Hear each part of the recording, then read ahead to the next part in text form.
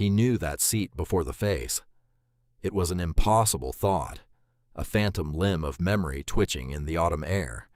Yet it was there, sharp and undeniable as the tang of salt and cider that clung to the village of Saltwind. The boy, no older than 5, sat atop a shabby, mud-splattered pony, whose left foreleg favored the ground with a painful delicacy. But the child himself was a study in fluid perfection.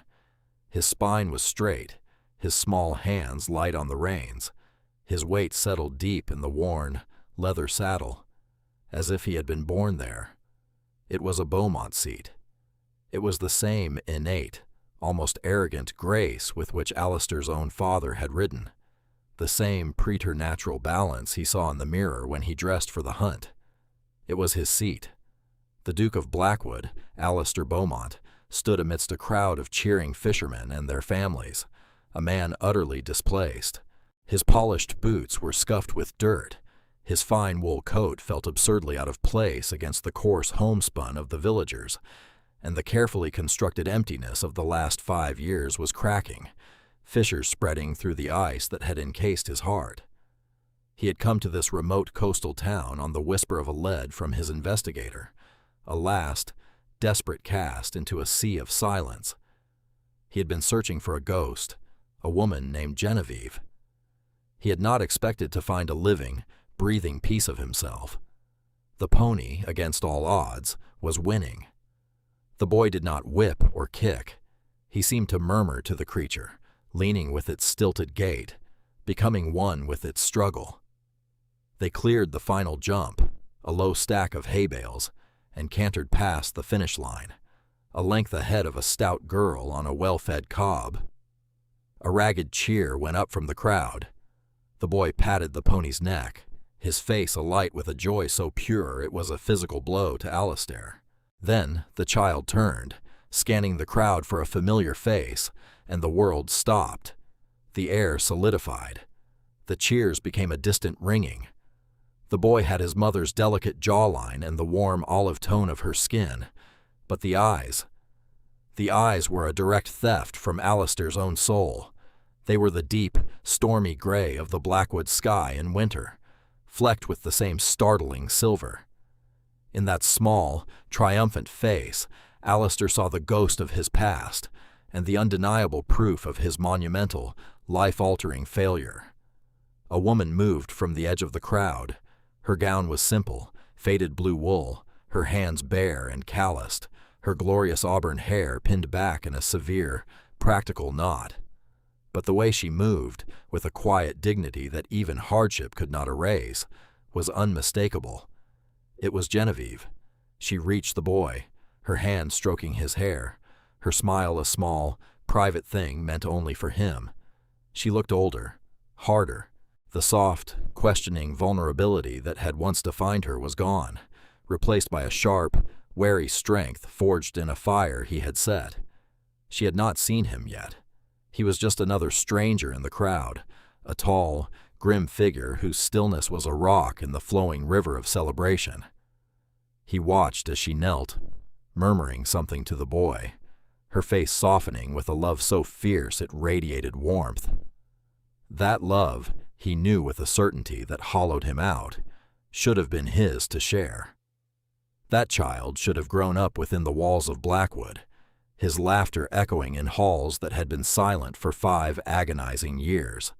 He had destroyed it all, on the word of a liar, fueled by his own damnable pride.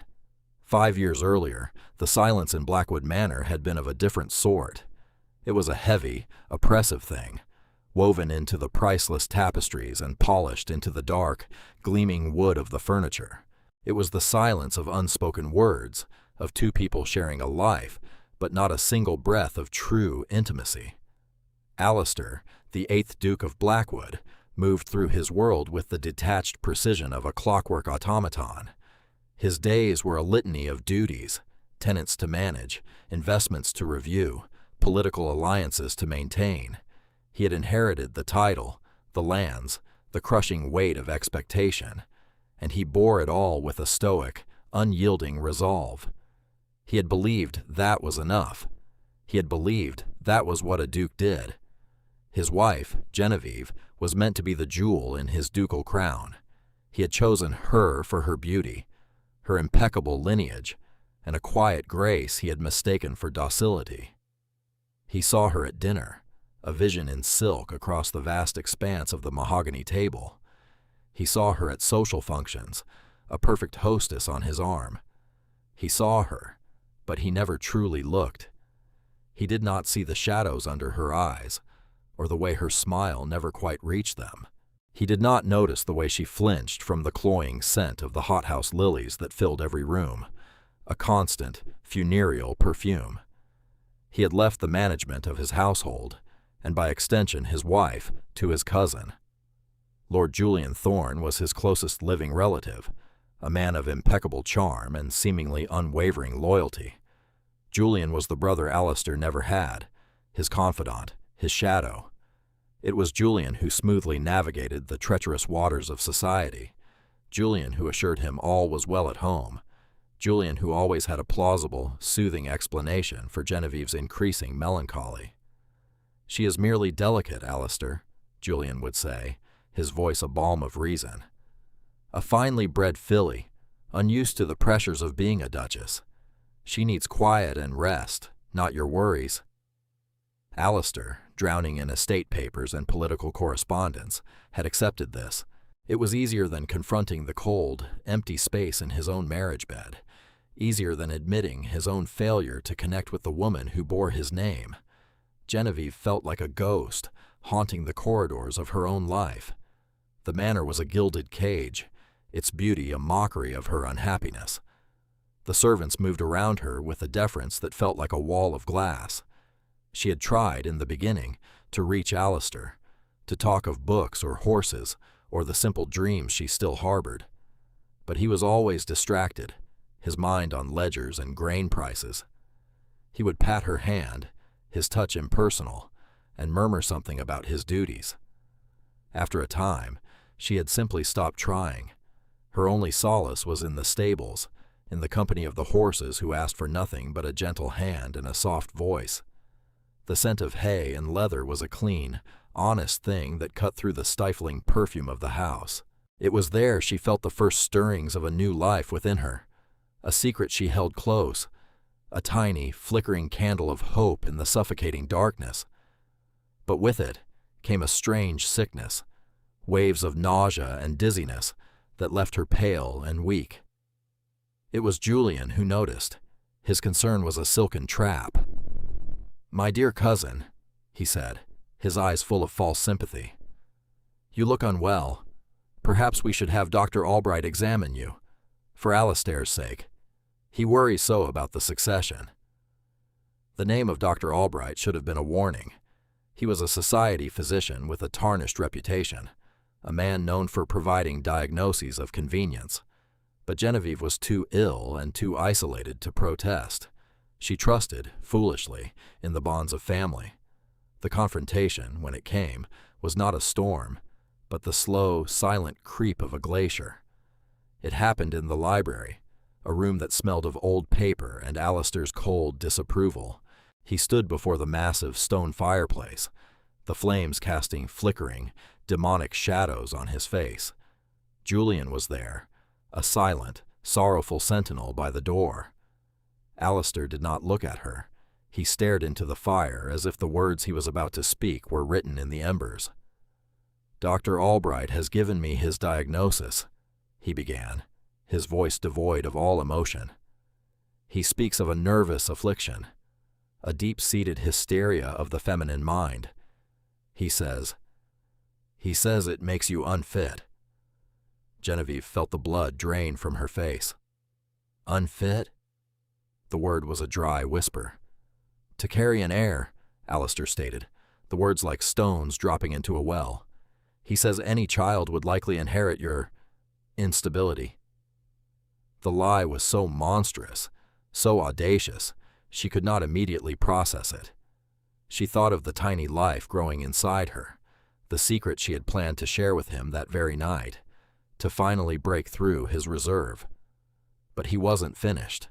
Julian had done his work with surgical precision. There are also rumors, Alistair continued, his jaw tight. Whispers from the stables of an inappropriate familiarity with a groom, a man named Finn. Finn, a young boy she had once commended for his gentle handling of a nervous mare. The accusation was so ludicrous, so vile, that a strangled laugh escaped her lips. That sound, that small, broken noise of disbelief, seemed to seal her fate. Alistair finally turned to look at her, and his eyes were chips of ice. "I see," he said, his voice dangerously soft. "You find the honor of my house amusing." "No," she breathed, her hands clutching the small swell of her abdomen, a protective gesture he completely misinterpreted. "Alistair, it is not true. None of it. Julian, tell him." She looked at his cousin, a desperate appeal in her eyes. Julian met her gaze with one of profound, theatrical sadness. He shook his head slowly. "I am so sorry, Genevieve. I tried to protect you. I tried to keep this from him." The betrayal was absolute. It was a physical sensation, a cold knife twisting in her gut. It wasn't just Julian's venom, but Alistair's willingness to drink it. He had taken the word of a charlatan and a liar over hers, without a single question, without a moment's hesitation. In that instant, whatever fragile embers of love she had harbored for her husband were extinguished, leaving nothing but cold, hard ash. She did not scream or weep or faint, as they might have expected of a hysterical woman. A terrifying calm settled over her. The room became preternaturally clear. The intricate carving on the mantelpiece, the pattern of the Persian rug, the self-satisfied pity on Julian's face. She saw it all with the sharp, detached focus of the condemned. "I see," she said, her own voice a stranger's, flat and lifeless. "You have made your judgment, Your Grace." She turned and walked from the room, her back as straight and unyielding as the marble columns in the hall. She did not give them the satisfaction of her tears. The time for tears would come later. That night was for survival. That night, Blackwood Manor slept under a blanket of cold, indifferent stars. But Genevieve was awake. The shock had receded, leaving behind a clarity that was as sharp and painful as a shard of glass. They thought her weak, hysterical, a fragile doll to be locked away. They had underestimated her. They had forgotten she was the daughter of a country baron who had taught her to ride before she could properly walk, to read a map, to think for herself. They had forgotten the steel that lay dormant beneath the silk. She knew with chilling certainty what her fate would be. Julian would see her confined to a remote wing of the house, or worse, sent to one of those private asylums where inconvenient wives were left to fade into madness. And her child, her baby, would be taken from her, perhaps even denied, declared a bastard. The thought was a spur, driving her to action. She would not let that happen. She moved with quiet purpose through the opulent bedroom she had shared with Alistair in name only. She did not look at the grand four-poster bed, at the empty space beside her. Instead, she went to her dressing room, a chamber filled with the trappings of a life that was no longer hers. Gowns of velvet and satin hung like the skins of a shed life. She ignored them. She pulled out a simple, dark wool traveling dress, sturdy boots, and a heavy cloak. Practical, anonymous. From a hidden compartment in her jewelry box, she took a small leather purse. It contained the last of her dowry money, a sum she had saved for a day she had never truly believed would come. She left the diamonds, the pearls, the emeralds that Alistair had gifted her. They were links in a chain, and tonight she was breaking free. Her last act was the most difficult. She slipped the heavy gold wedding band from her finger. The skin beneath was pale, unused to the light. The ring felt impossibly heavy in her palm, a weight of broken vows and bitter disappointments. She walked back into the bedroom and placed it on Alistair's pillow, a silent, final statement. There was nothing more to say. Her old governess, Mrs. Gable, was waiting for her by the servants' stairs, a bundle of bread and cheese wrapped in cloth in her trembling hands. The old woman's face was a mask of worry, but her eyes were resolute. She was the only person in this entire household Genevieve trusted. "Godspeed, my lady," she whispered, pressing a worn silver locket into Genevieve's hand. "May he keep you and the little one safe." Genevieve embraced her, a fierce, grateful hug. "Thank you, Elspeth, for everything." She slipped out of a side door and into the cold, dark gardens. The air was crisp, smelling of damp earth and coming rain. She did not look back at the grand, imposing silhouette of Blackwood Manor, its windows like vacant eyes staring into the night. She walked toward the distant road, her hand resting on her belly, a silent promise to the life within. She was no longer Lady Genevieve Beaumont, Duchess of Blackwood. Tonight she was just Jenna, a woman walking toward an unknown future, with nothing but a little money, a fierce will to survive, and a secret that gave her the strength to take each step. The first few years were a blur of hardship and fear. Genevieve, now Jenna, traveled north, keeping to small roads and quiet inns, her name and past buried deep. She learned to make a shilling stretch, to eat stale bread and thin soup, to sleep in cold rooms with the sound of rain drumming on the roof. The softness was stripped from her. Her hands, once accustomed to needlepoint and the cool ivory of piano keys, grew rough and chapped. She learned the brutal reality of a world without a title, without protection, a world where a lone woman was either prey or invisible. She chose invisibility. She finally found a fragile peace in the small, wind-whipped fishing village of Saltwind. It was a place at the edge of the world, a community that smelled perpetually of salt, fish, and wood smoke. The people were hardy and taciturn, more concerned with the tide and the catch than with a stranger's history. She rented a tiny, damp cottage overlooking the churning gray sea and found work as a seamstress, her fine stitches a remnant of her former life that could now earn her a meager living. Her son, Thomas, was born during a fierce autumn storm, with only a local midwife to help. He arrived with a lusty cry that seemed to defy the howling wind, a small, perfect creature who immediately became the center of her universe. In him, she found a purpose that eclipsed all the pain of the past. He was her reason to mend torn fishing nets until her fingers bled, to scrub floors, to endure the bone-deep weariness that was her constant companion. She eventually took a second job at the town's livery, run by a gruff, kind-hearted widower named Mr. Croft. He was a man of few words, but he saw the steel in her and respected it.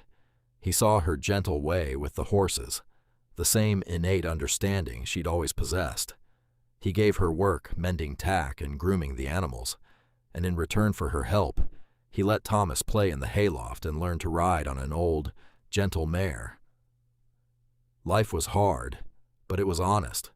It was hers. She was no longer a decorative object in a cold museum. She was a mother, a worker, a survivor. She watched Thomas grow, a boy with her face and his father's eyes, and felt a fierce, protective love that was more real than any jewel she had ever worn. She rarely thought of Alistair, and when she did, it was with a distant, cold anger.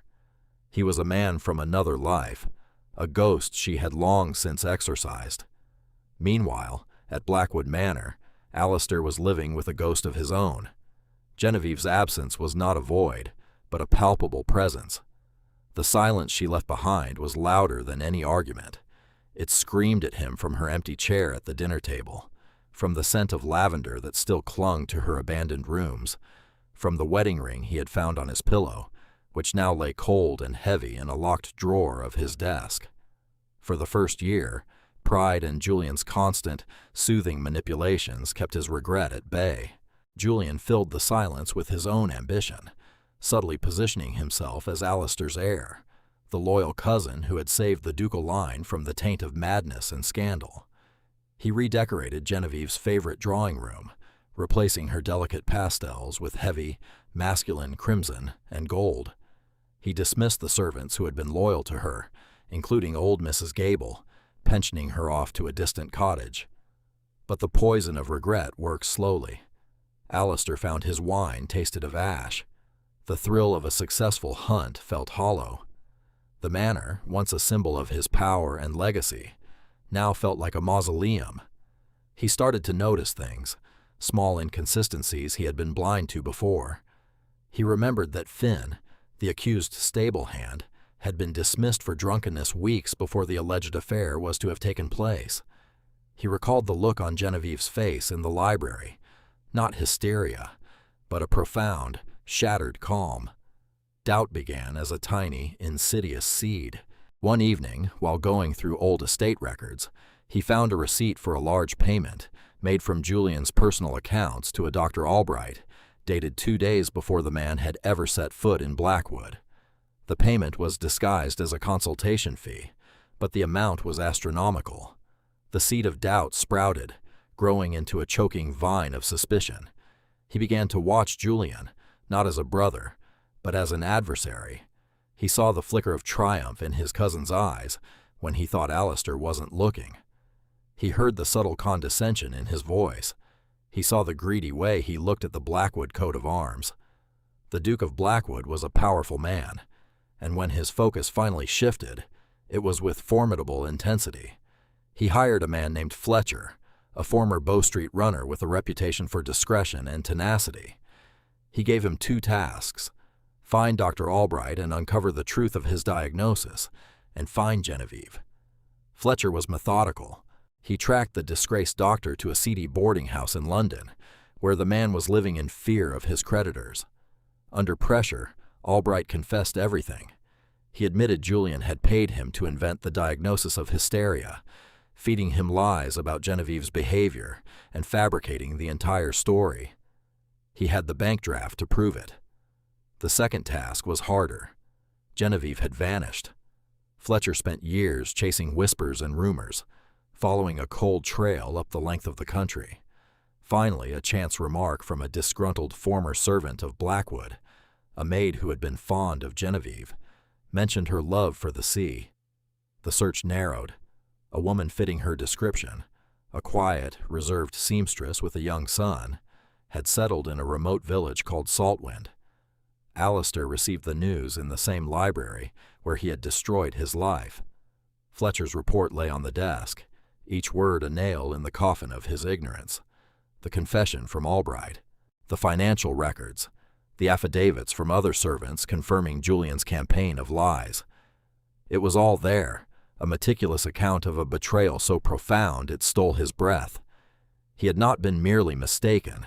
He had been a fool, a blind, arrogant, prideful fool who had allowed his own ego and his trust in a serpent to drive away the best thing in his life.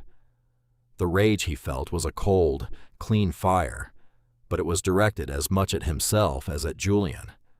The desolation that followed was a vast, empty wasteland. He did not confront Julian immediately. He let his cousin continue to live in his fool's paradise while Fletcher's last report came in. A harvest fair in Saltwind, a woman named Jenna, a boy of 5. Alistair had to see for himself. He had to look into the face of the woman he had wronged and confront the full scope of his devastation.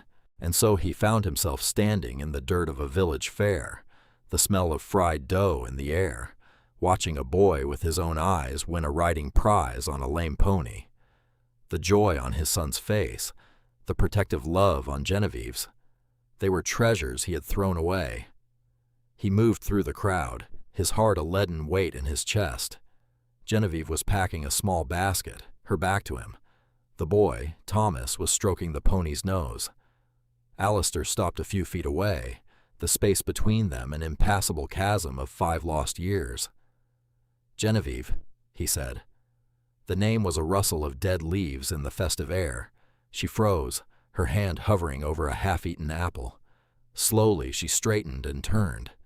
The recognition in her eyes was instant, but it was followed not by shock or sorrow, but by a flash of pure, unadulterated fury. Her face became a beautiful, terrible mask of stone. "You," she breathed, the word an epithet.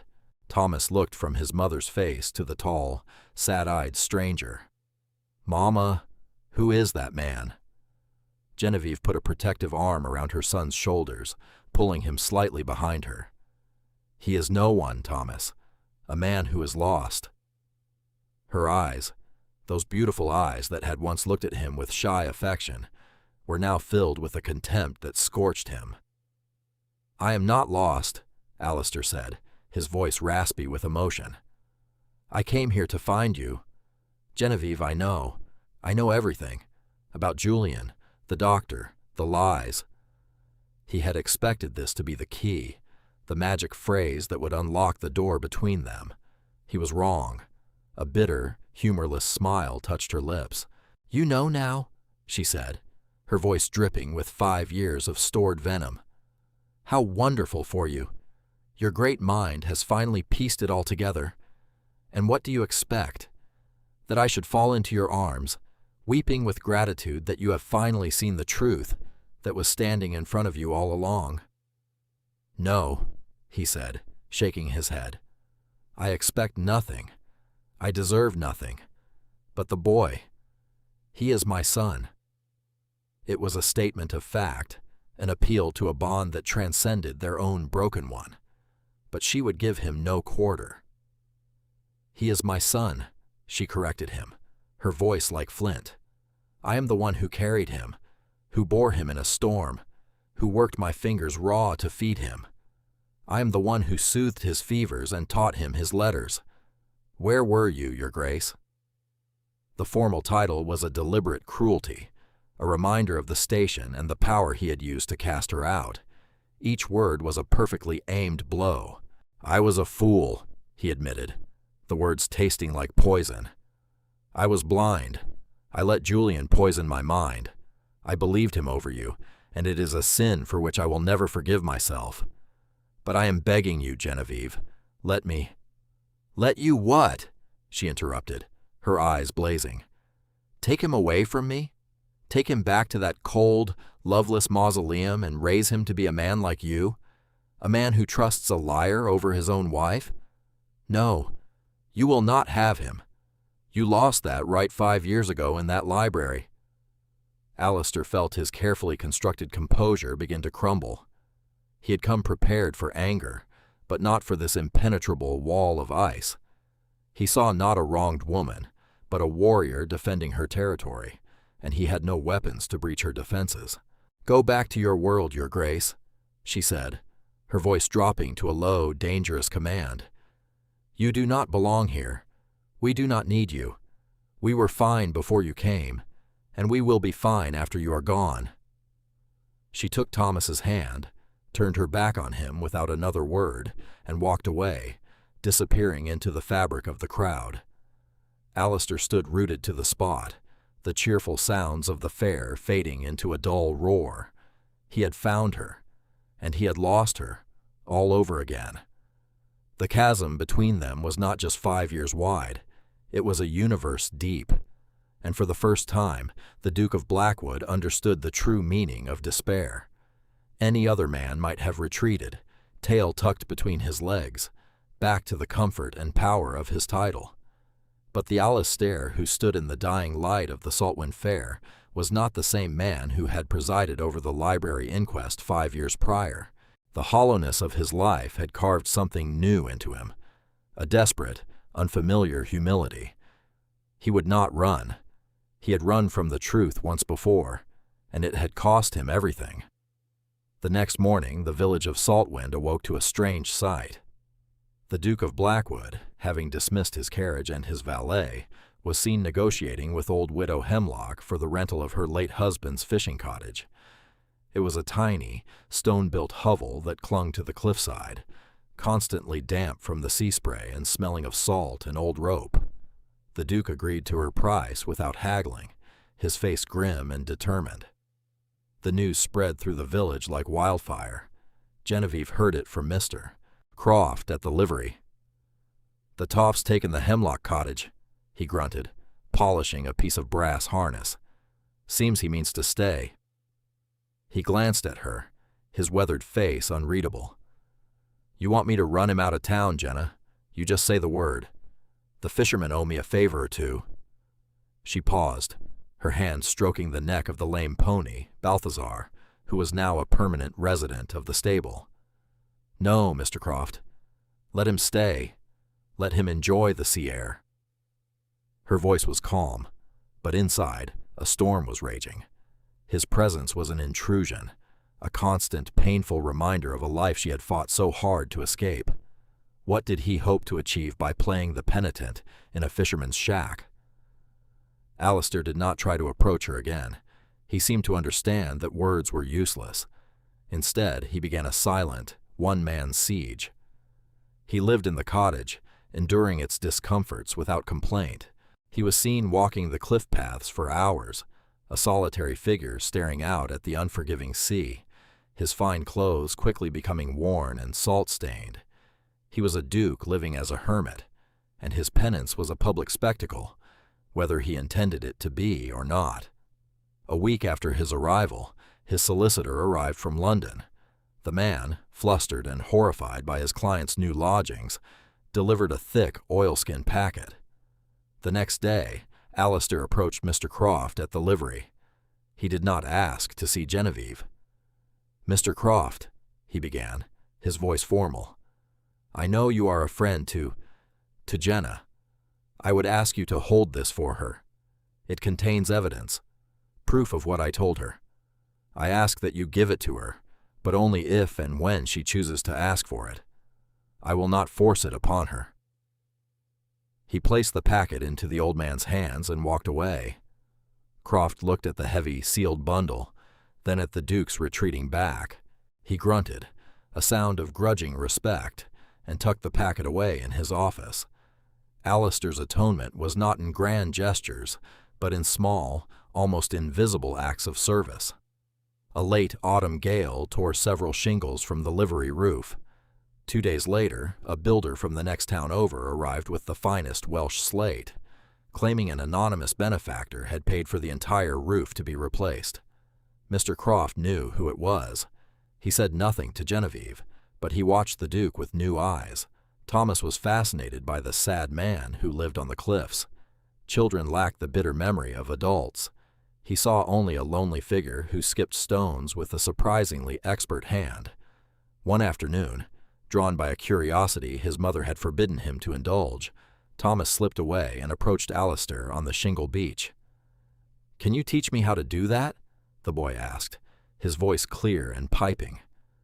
Alistair froze, his heart seizing in his chest. He turned slowly and looked at his son. The boy's gray eyes were wide and inquisitive, with no trace of fear or anger. Kneeling slowly, so as not to frighten him, Alistair picked up a flat, smooth stone. "You must hold it like this," he said, his voice thick with an emotion he could not name. "Low to the water, and you spin it from the wrist." For half an hour, father and son stood on the edge of the world, skipping stones across the waves. Alistair did not ask the boy his name, nor did he speak of who he was. He was just a man on a beach, teaching a boy a simple, useless skill.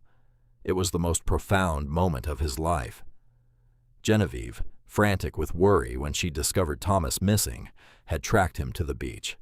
She watched from the shelter of the rocks, her heart a tangled knot of fury and a strange, unwelcome tenderness. She saw the gentle way Alistair corrected the boy's stance, the unguarded, melancholy smile that touched his lips when Thomas managed a clumsy skip of 2. This was not the cold, arrogant Duke she remembered.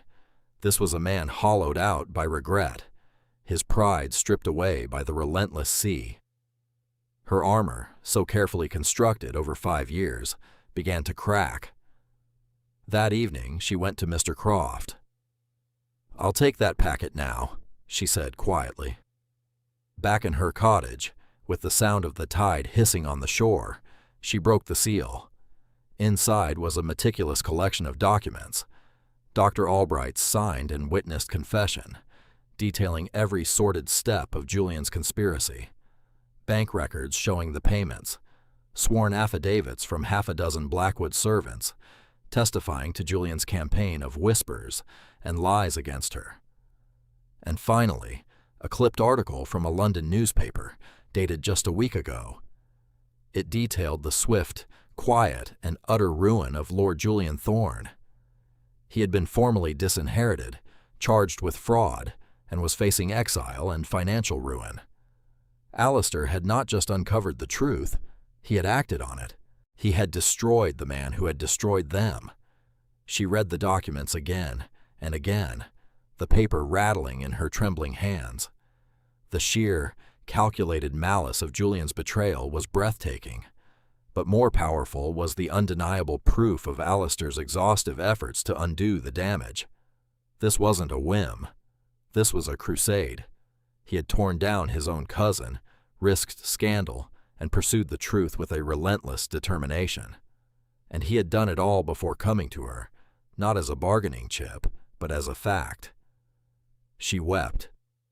Not for the past, not for the years she had lost, but for the sheer, complicated weight of it all. The anger that had been her shield for so long began to dissolve, leaving her feeling raw and vulnerable. He had been a fool, yes, a proud, blind fool. But he was also a man who had crossed a kingdom to lay the truth at her feet, and then had the grace to wait for her to pick it up. The next day, she found him on the cliff path, staring out at the horizon. He looked thinner, worn down by the wind and his own inner turmoil. He did not see her approach until she was standing beside him. "Alistair," she said. He flinched at the sound of his given name, the first time she had used it in 5 years. He turned to her, his gray eyes filled with a desperate, cautious hope. "I read the documents," she said simply. "I know what Julian did, and I know what you did to him." "It changes nothing of my own guilt," he said, his voice low. "My crime was not in being deceived. It was in my willingness to believe the lie. It was easier to believe you were flawed than to admit that I was." It was the confession she had needed to hear, not an excuse, but a clear-eyed admission of his own failing. The pride was gone, replaced by a brutal self-awareness. They stood in silence for a long time, the wind whipping strands of her hair across her face. The sea crashed against the rocks below, a relentless rhythm of destruction and renewal. "Thomas likes skipping stones," she said, her gaze fixed on the water. Alistair's throat tightened. "He is a quick learner." "He gets that from you," she admitted, the words a monumental concession. "He also has your eyes, and your impossible, infuriating stubbornness." A small, sad smile touched Alistair's lips. "And he has your strength, Genevieve. I see it in him.